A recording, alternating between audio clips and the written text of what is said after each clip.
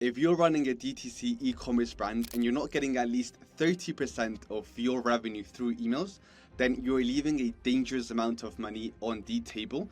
And proof of that is the brand that I'm about to show a case study of. So when Jordan actually came to us, they were stuck at the exact trap that most brands are caught in today. So first of all, it's the list growth. It's absolutely dead. They weren't actually growing their list in any way. The flows were actually super generic and they were barely converting.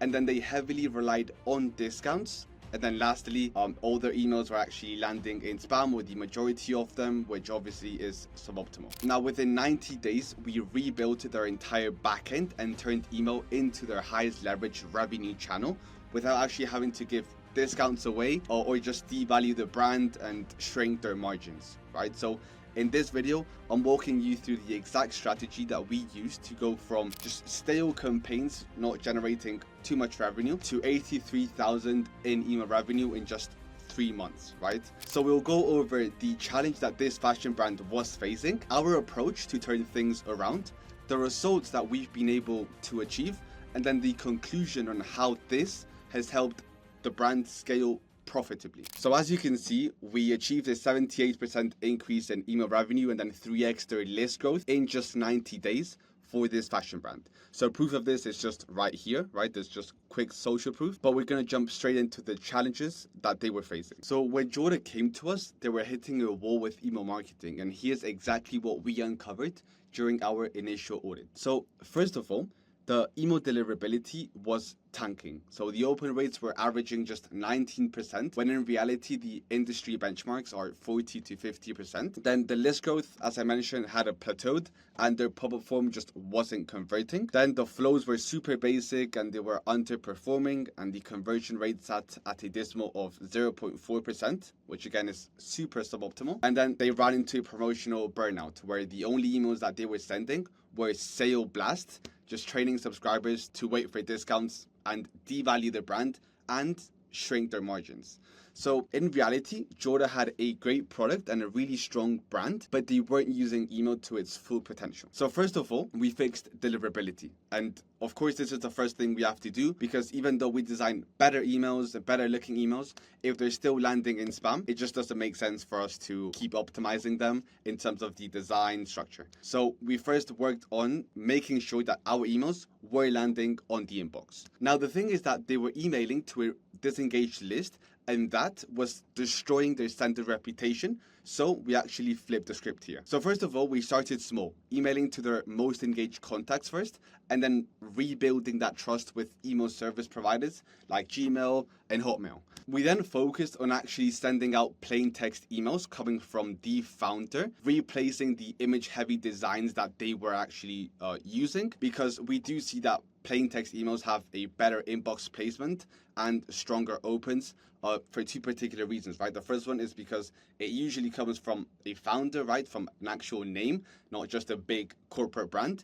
And then the second reason is because they don't have heavy design images in them. So it will have a better inbox placement, and these email service providers will trust more that email, and it will avoid it from going into spam. Now, we also ditched spammy subject lines like ends at midnight kind of stuff in favor of founder-led storytelling and value first. Now, this alone, to be honest, like these three things doubled their open rates within the first week.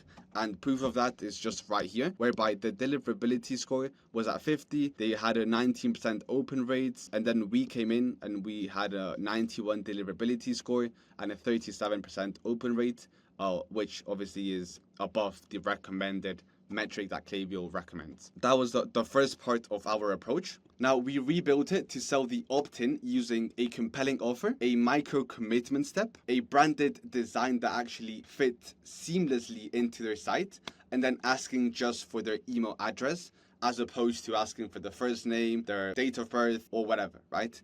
So that was that, and then proof of that is right here. You can see that previously they had a 3.73, and then after us, it was a 9.47% submit rate. And we even had less viewed forms, which is incredible to see, and it's super exciting. So the third thing that we did was revamping and expanding their flows. So they actually had only 4 short generic flows live, but we scrapped and rebuilt them from the ground up. So first of all, we actually added objection handling, segmentation logic, and timing optimization. We also created a 4 brand new flows that they were missing. So the site abandon, the product abandon, the win back, and the sunset. And then everything was redesigned to just feel more personal and more valuable and just much more on brand. Now, the 4th thing that we did was stop selling in every single email that we sent out. So not only did this shrink their margins like they were previously doing, but it was also devaluing the brand, because customers could always think that they could get a much cheaper price if they just waited for the email or if they just waited to do a certain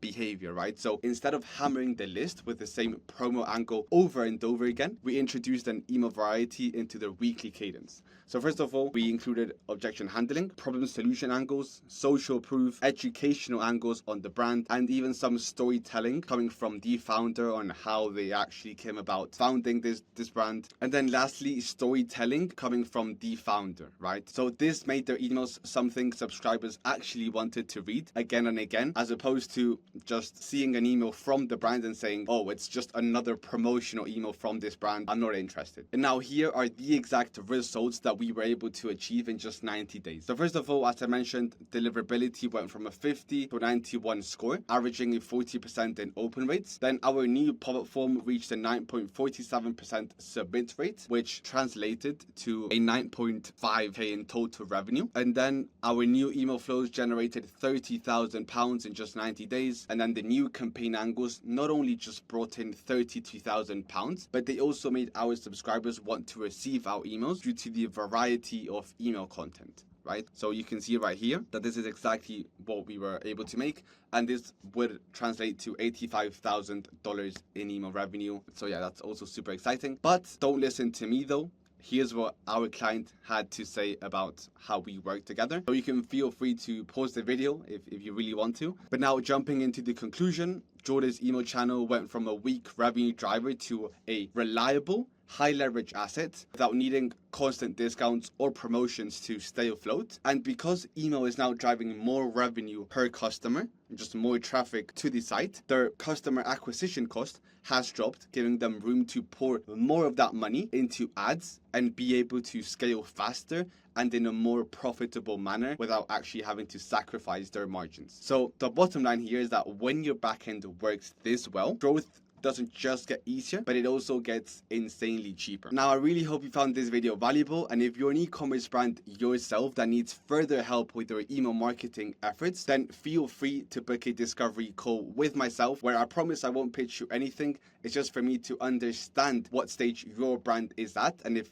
it makes sense to implement email marketing in the first place. But more importantly, this call is for e-commerce founders who have grown their brand to a solid level, but now just feel stuck and they feel that something is holding them back from that next big leap. It's also for brands that know that they're leaving money on the table, whether that's with existing customers, and also want to finally tap into the full power of customer lifetime value. Then it's also for owners who are tired of agencies over-promising, just under-delivering and burning time and budget with little to show for it. It's also for teams stretched thin and wearing too many hats, ready to offload retention to someone who's done it before at scale and at a really deep expertise level. And then most importantly, those who want more than hands-off agency. They want a true partner who treats their brand like it's their own and brings Klaviyo expertise that actually drives real results. So I really hope you found this valuable, as I said, and I really look forward to speaking with you, and I'll catch you on the next one.